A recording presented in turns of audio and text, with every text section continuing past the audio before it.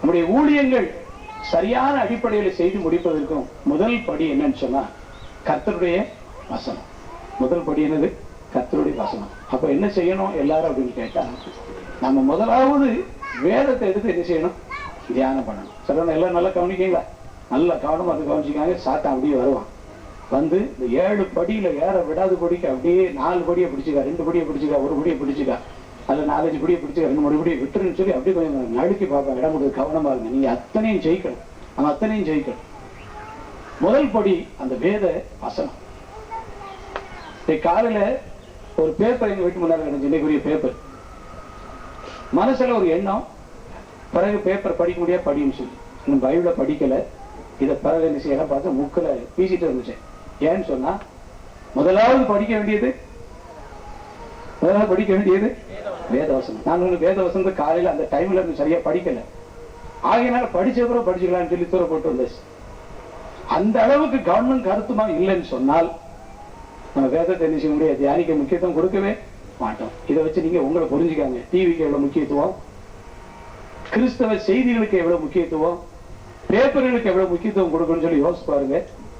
டிவியில கிறிஸ்தவ செய்திகள் பார்க்கிற தப்புன்னு சொல்லல, அதை விட முக்கியமானது நம்ம தியானிச்ச பிறகு அதெல்லாம் நீங்க நேரம் இருந்தா இடம் கொடுத்து பாருங்க. இதுவும் அதுவும் ஒன்று போல ஓடிக்கிட்டு இருக்கும்.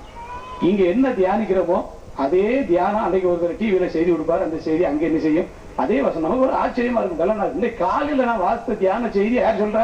இந்த ஊழியக்காரனை சொல்லியிருக்கிறார். அப்ப நம்ம தியானிச்சதுக்கும் அவர் சொல்றதுக்கும் ஒரு பத்திரிகையில வர செய்தி பார்க்கறதுக்கு என்ன செய்யும், ஒற்றுமையா இருக்கும். அப்ப நம்முடைய தியானத்தை கர்த்தர் ஆசீர்வதிக்கிறார். நம்முடைய தியானம் சரிதான், இப்படித்தான் நம்ம தியானிக்கணும் அப்படின்னு சொல்லி நமக்கே ஒரு பெரிய நம்பிக்கை என்ன செஞ்சிடும், உண்டாயிரும். ஆகினால முதல் படி என்னன்னு கேட்டா, தனிமையில உட்கார்ந்து வேதத்தை என்ன செய்யணும், தியானிக்கணும். இந்த இடத்துல எதுக்கு உங்களெல்லாம் ஆண்டவர் கொண்டு வந்திருக்காருன்னு சொன்னா, சும்மா அப்படியே ரவுண்ட் அடிக்கிறதுக்கு நீங்க கொஞ்ச நேரம் வேதத்தை என்ன செய்யணும், தியானிக்கணும். தனியா உட்கார்ந்து வேதத்தை தியானிச்சு பாருங்க, வேதத்தை ஆராய்ந்து பாருங்க. வேதத்தை ஆராய்ந்து பார்த்தா வாழ்க்கையில சுடர்களை போல நம்ம என்ன செய்யலாம், பிரகாசிக்கலாம். முதல் படி வேத தியானம். சரிதானா? முதல் படி வேத தியானம். அதுக்கு வசனம் பிலிப்பியர் 2:14 அதை குறிச்சுக்காங்க. சுடர்களை போல நீங்க பிரகாசிக்கணும். அங்க சும்மா மக்கு மாதிரி உட்கார்ந்து கூடாது. சரிதானா?